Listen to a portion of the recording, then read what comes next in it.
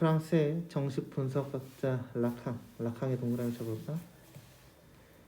인간의 인식과 관련하여 세계를 상상계, 상징계, 실제계의 세 범주로 분류하고 이를 중심으로 불안과 원인과 인간의 욕망에 관한 이론을 전개했다. 거기 인식 체크. 첫 번째 줄에 인식, 세 범주 밑줄, 세 범주. 불안의 원인과 인간의 욕망에 관한 이론 밑줄. 라캉이 주장하는 내용이야. 알겠지? 라캉에 따르면 생후 6에서 18개월 정도 되는 아이는 감각이 통합되어 있지 않아 몸이 파편화되어 있다고 인식한다. 아이 동그라미 파편화의 밑줄. 하지만 세모 거울 밑줄 전체로 낚이기 때문에 완전한 것 밑줄. 이에 끌려 겨울 이미지와의 동일시를 추구하게 된다. 동일시 밑줄.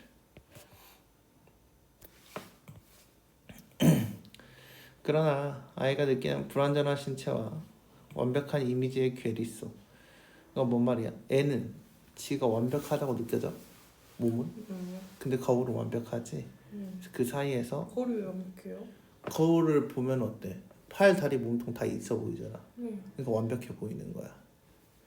근데 본인 스스로를 지 눈으로는 볼 수 없으니까 불완전하다고 느끼고 있는 거지. 그래서 파편화라는 단어가 나왔던 거야. 이해됐나요? 이미지의 괴리 속에서 아이는 불안을 느끼는데 이러한 과정 속에서 자아를 형성한다. 불안의 밑줄, 자아 형성의 밑줄. 라캉은 자아를 불안이 어딨어요? 응? 불안이 어딨을까? 라캉은 자아를 인간이 거울에 자신을 투영함으로써 만들어낸 거짓된 이미지에 불과한 것이다. 거짓된 이미지 밑줄. 뭐가? 자아를. 그리고 인간의 불안감은 자아가 자신의 것이면서 동시에 자신의 것이 아니라는 인식. 왜? 거울은 완벽한데 나는 불완전하니까. 그래서 내 몸뚱이가 내게 아닌 것처럼 느껴진다지. 상상계는 바로 이러한 거울의 단계가 아지는 이미지의 세계이다. 상상계의 동그라미. 그래서 이 문단은 뭐에 대한 이야기예요? 상상계. 이후 아이는 언어와 규범이 지배하고 있는 언어와 규범이 지배 밑줄. 현실 세계인 상징계의 동그라미. 언어를 배우면서 사회적 질서 속에 완전히 편입된다. 라캉은 언어로 인해 인간에게 소유와 결핍이 발생한다고 보았다. 소유와 결핍 밑줄. 그는 인간의 욕구와 요구를 구별하였는데 욕구 동그라미, 갈증, 식욕 등 생물학적이고 본능적인 필요성. 그냥 본능 밑줄. 요구 동그라미. 이러한 욕구를 언어로 표현하는 것. 언어로 표현의 밑줄. 그치? 그래서 배고프다 이건 욕구인 거고 배고파요 라고 말하는 건 요구다 라고 이야기를 하고 있는 거죠. 이해됐나요? 그래서 이렇게 그 예시를 들면서 해야 돼. 욕구는 확실한 대상을 목표로 하며 충족이 가능하다. 하지만 목이 마르다고 떼를 쓰는 아이에게 물을 주어도 여전히 짜증을 부리는 경우가 있다. 이때 아이는 물을 원하는 것이 아니라 물을 넘어서는 엄마의 사랑을 요구하는 것이다 라고 이야기를 하고 있어요. 이해됐나요? 네. 이러한 상황에서 표면적으로 요구는 필요를 충족시켜줄 것으로 간주되는 대상을 겨냥하지만 요구의 진정한 목적은 무조건적인 사랑이다. 아이는 절대적이고 무조건적인 사랑을 요구하지만 일정 기간이 지나면 저질돼야 하듯이 이러한 요구는 현실에서 실현될 수 없다. 이해됐어? 욕구는 충족시킬 수 있어. 요구는 충족시킬 수 있대 없대? 없대. 근데 왜 없어요? 지금 여기에 뭐라 돼 있어? 무조건적인 사랑을 원하지만 무조건적인 사랑 말고 때로는 원하는 걸 다 얻을 수 없다는 거네. 이해됐죠?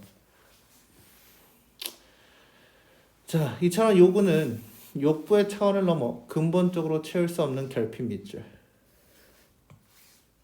그럼 생각해봐. 배고프면 먹은 것으로 해결이 되지. 사랑은 되게 추상적이지. 네. 그치? 그래서 여기서 근본적으로 채울 수 없는 결핍은 뭐랑 관련되어 있다? 추상적인 것들과 관련이 돼 있다라고 생각을 하면서 읽으면 돼요. 락항은 욕구가 충족된 데에도 여전히 요구에 남아있는 부분이 욕망이다. 욕망의 동그라미. 자, 그럼 욕망은 뭐다? 욕구는 배고파요야. 네. 요구는 밥 주세요야. 그치만 밥을 먹었음에도 불구하고 엄마에게 뭔가 원하는 게 있는 게 남았다고 했지? 그게 바로 뭐다? 욕망이다 라고 이야기를 하고 있어요. 이러한 욕망은 근본적으로 무조건적 사랑을 줬는 존재의 결여에서 기인하므로 완전히 채워질 수 없다. 그래서 근본적으로 채워질 수 없는 결핍이 욕망에 대한 것이다 라고 이야기를 하고 있어요. 이러한 욕망의 대상은 권력, 부, 명예 형태 등 다양한 형태로 치환되지만 어느 것도 인간을 충족시킬 수 없다. 밑줄 칠 거 있어? 없어. 방금 여기서 다 설명했기 때문이죠. 여기까지 자릅시다. 자, 여기까지가 지금 뭐였어요? 상징계에 대한 설명이었어요. 락항은 자아가 타인과 관계를 맺도록 하는 상징적 질서를 대타자라고 하였는데 대타자에 동그라미 칩시다. 자, 상징적 질서에 위주 쳐볼까? 대타자래. 그치? 근데 우리가 상징계에서 언어와 규범이 지배하고 있다 그랬지. 네. 그러니까 여기서 상징적 질서는 뭘 의미해? 언어와 규범을 이야기해. 이해됐나?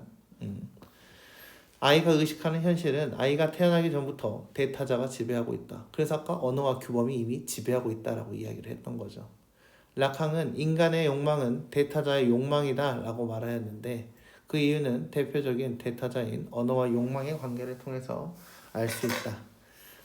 자, 그럼 이 말을 딱 여기까지 읽었을 때 뭘 생각해 보면 되냐면 봐봐. 너가 뭔가 돈을 많이 벌고 싶다는 생각이 들었어. 네. 그럼 그 이유는 뭐야? 이미 사회에서 돈이 어느 성공에 대한 가치 이런 걸로 인식되었기 때문에 너도 따라간다는 이야기야.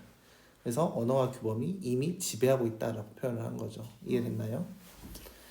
언어는 아이가 태어나기 전부터 있었고 아이는 언어를 새롭게 창안하거나 수정할 수 없으며 언어의 질서에 복종해야 한다.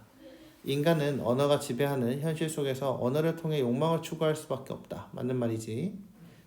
따라서 우리의 욕망은 언어에 정속된다. 욕망은 언어의 종속 밑줄.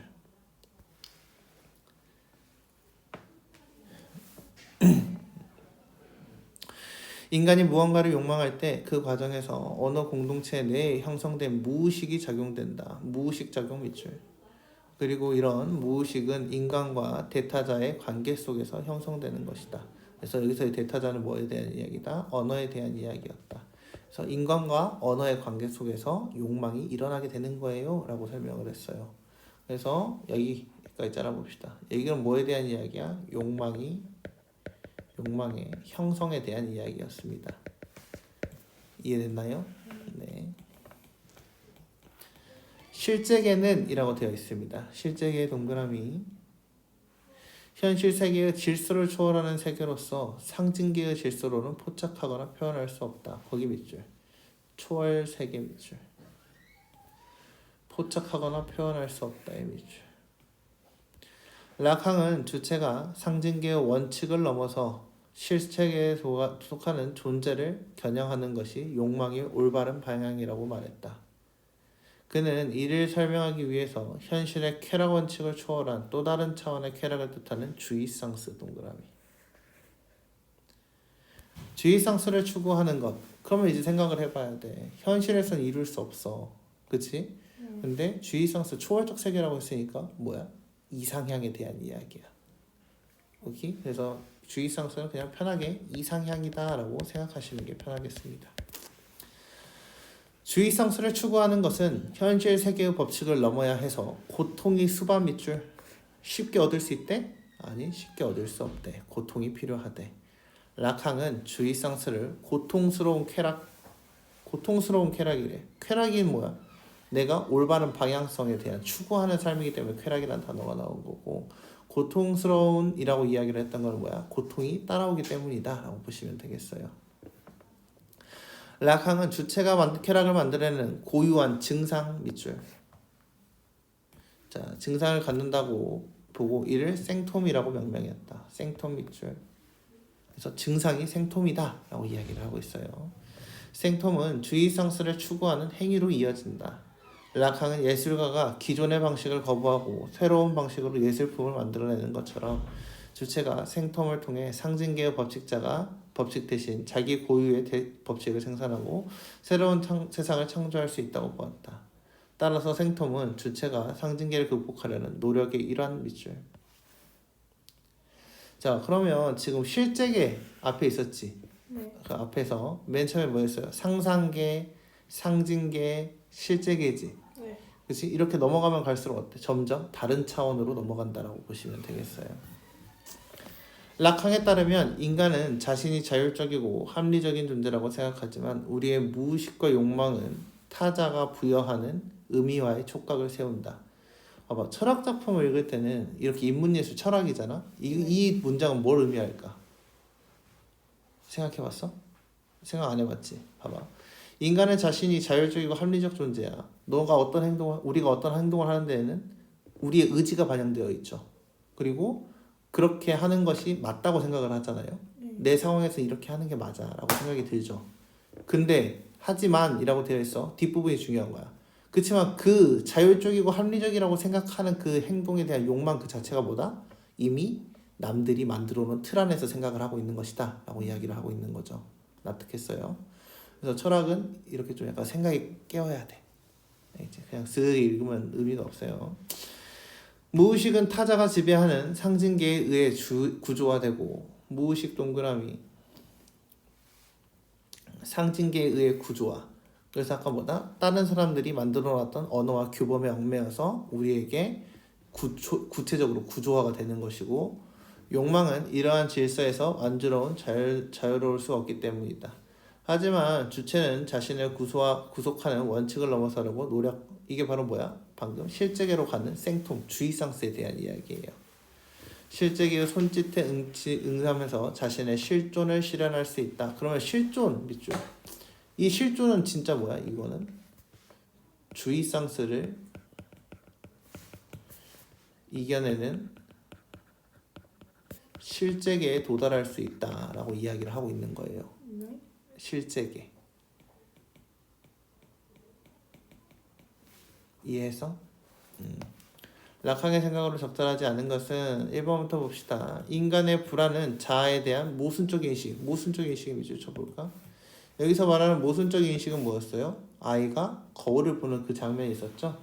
그래서 우리 몸뚱아리, 실제의 본인과 그리고 거울에 대한 이야기다 라고 했으니까 맞는 말. 오케이? 자아는 인간이 거울에 자신을 투영하여 만들어낸 거짓된 이미지이다. 이거 아까 1문단에 있었어요. 맞는 말이고요. 인간의 욕망은 타자가 부여하는 의미화에서 완전히 자유로워질 수 없다. 이게 바로 뭐야? 상징계에 대한 이야기였지. 상상기의 단계는 아이는 거울에 비친 자신의 이미지와 동일시를 추구한다. 그렇기 때문에 그 동일시를 추구하는 과정에서 괴리가 생각나고 불완전한 자아가 만들어진다라고 이야기를 했습니다. 인간은 현실 세계의 질서에 완전히 편입됨으로써 실제계를 인식할 수 있다. 완전히 편입의 밑줄 뭐여야 돼? 이거는 완전히 포함된다라는 이야기거든요. 포함되라고 이야기했어? 아니, 이겨내라고 이야기를 했죠. 그래서 답은 5번이 되겠습니다. 이해됐나요? 2번 기억에 대한 이해로 가장 적절한 것입니다. 기억은 뭐였어요? 아까 인간의 욕망은 대타자의 욕망이다 라고 되어 있지. 네. 우리 아까 그 부분 설명할 때 뭐라고 그랬어? 이미 언어와 규범이 지배하고 있는 세상에서 우리가 그 틀 안에서 살기 때문이다 라고 이야기를 했죠. 그렇죠? 그렇기 때문에 뭐예요? 답은 2번이 돼야 되는 거예요.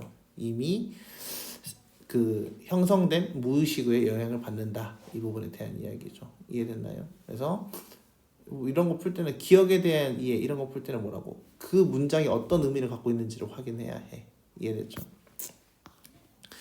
3번 윗글의 락항과 보기에 르네 지라르를 비교하여 이해하는으로 적절하지 않은 것은 이라고 봅시다. 자, 르네 지라르에 따르면 지라르 동그라미 욕망은 욕망 밑줄 생존과 직결된 자연스러운 본능인 욕구와 구별된다. 욕구와 구별의 밑줄. 이거 아까 락항이랑 똑같은 말이지. 네. 그치? 욕구랑은 다르다고 이야기를 했어. 항상 타인이 개입된 상대적인 개념이다 라고 되어 있어요. 그는 인간의 욕망 추구는 타인에 대한 모방과 밀접한 관련이 있다. 욕망 추구 밑줄. 모방과 밀접한 관련의 윗줄. 그는 존경하는 사람이 좋아하는 것에 따라서 좋아하는 것처럼 욕망이 인간과 대상의 직접적 작용이 아니라 모델이라는 매개자를 통한 중개작용. 거기 밑줄. 모델이라는 매개자를 통한 중개작용. 밑줄. 자, 이게 무슨 말이야? 예를 들어서 너네가 어떤 워너비처럼 살고 싶은 여자가 있어. 모델을 따라가고 싶다는 거 아니에요? 그치. 그러니까 걔가 가지고 있는 상품을 사게 되는 거지. 그게 이제 광고잖아요. 그래서 그런 것들을 지금 지라르는 그게 바로 뭐다? 욕망 추구다라고 이야기를 하고 있습니다. 모델하고자 하는 모델이 지니고 있지만 자신에게는 결핍되어 있는 대상을 차지하고자 하는 마음을 욕망이라고 본 것이다. 그가 보기에 욕망은 본인보다 더 나은 위상을 소유하는 타인이 있기에 생기는 감정이고 이러한 모방적 경쟁에서 나오는 욕망은 실체가 없고 상대적이다. 밑줄. 그래서 충족될 수 없다라고 이야기를 하고 있습니다. 1번 볼까요? 라칸과 지라르는 모두 욕망이 충족될 수 없다. 그치? 아까 라칸도 욕망이 충족될 수 없다고 네. 설명했지? 1번은 맞는 말. 욕구를 본능적으로 느끼는 필요와 관련이 있는 것이라고 보았고 아까 앞에서도 욕구는 자연적인 것이다. 태어날 때부터 가지는 거예요 라고 설명을 했죠. 그래서 2번도 맞는 말. 라칸은 언어를 통해 지라르는 타인에 대한 모방을 통해 인간이 욕망을 추구한다. 지라르는 아까 방금 뭐라 했어요? 네. 모델에 대한 이야기를 했지. 네. 앞에서 라칸은 뭐였어? 언어적 규범이었지. 맞는 말이지. 이해됐어?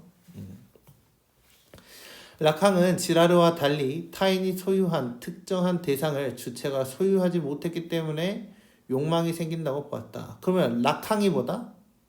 소유하지 못해서 갖고 있다라고 이야기를 해야 돼. 순서가 바뀌었지. 지라르가 이 말을 한 거죠. 그래서 답이 4번이 되는 거예요. 이해됐나? 5번. 지라르는 라칸과 달리 인간과 욕망의 대상 간의 매개 역할을 하는 모델로 인해 욕망이 발생한다라고 보았군. 맞는 말이죠. 라칸은 그러지 않았고 지라르는 그렇게 보았고. 다음 4번 봅시다. 라칸의 견해에 따를 때 보기를 이해한 내용으로 적절하지 않은 것은 작가 제임스 조이스 동그라미 칩시다. 언어파괴, 동음 이유에 사용된 다양한 실험적 방법 밑줄. 글을 썼는데 글은 기존의 글쓰기 규칙 밑줄. 기존의 규칙이래. 이게 바로 뭐야? 대타자에 대한 이야기야. 기존의 규범에 대한 이야기지. 네. 그렇지? 그럼 얘는 딱 여기까지 읽었을 때 규칙을 따른 게 아니라 뭐다? 실험적 방법을 했대. 뭘 하고 있어? 실제계를 가기 위한 노력을 하고 있어. 그치? 더 고차원. 현실을 깨고 고통을 받으면서 나아가는 게 실제계였지? 기억나지? 그거에 대한 지금 행위를 하고 있는 거야. 이해됐죠? 글을 쓰는 행위를 통해 실제의 존재를 겨냥하려 한 것이라고 할 수 있다. 그러니까 이렇게 써져 있는 거지. 조이스의 언어는 애매폭력적인 언어라고 불리는데 이는 일상적 언어의 폭력을 가해 기존의 단어를 파격적으로 변환한다는 의미다. 조이스는 기존 언어를 갖추기보다 새로운 언어를 창조하여 새로운 규칙을 만들어내면서 독특성을 표현하고자 하고 주의성을 추구한 존재로 평가받기도 한다. 왜? 실제계를 겨냥했으니까. 1번부터 볼까? 조이스는 기존의 단어를 파격적으로 표현하는 과정에서 고통스러운 쾌락을 느끼겠군. 아까 뭐였어? 고통이 수반된다라고 했지? 네. 필수라고 이야기를 했어. 그러니까 맞는 말이야. 조이스가 다양한 실험적 방법을 사용한 것은 상징계를 극복하려는 노력 밑줄. 이 극복하려는 노력이 바로 뭐다? 주의성스를 추구하는 것이다 라고 이야기를 했죠. 그래서 맞는 말. 조이스가 새로운 언어를 창조하여 사용한 것은 현실 세계의 쾌락 원칙의 충실 밑줄. 현실 세계의 쾌락 원칙에 충실한 행위면 뭐여야 돼? 상징계에 머물러야지. 실제계로 가는 거잖아. 그러니까 현실 세계의 쾌락 원칙을 벗어나는 거죠. 그래서 답은 3번이 돼야겠어요. 이해했어? 조이스가 애매폭력적인 언어를 사용한 것은 생통을 통해 자기 고유의 법칙을 생산한 것이다. 나의 것만. 맞는 말이지. 그 다음에 자신의 독특성을 표현한 조이스는 자신을 구속하는 원칙을 넘어서기 위해 밑줄. 이게 바로 뭐야? 실제계로 가려는 노력이었어. 네. 그치? 원칙을 깨부수는 게 실제계로 가는 거였단 말이야. 그래서 맞는 말이야. 이해됐어?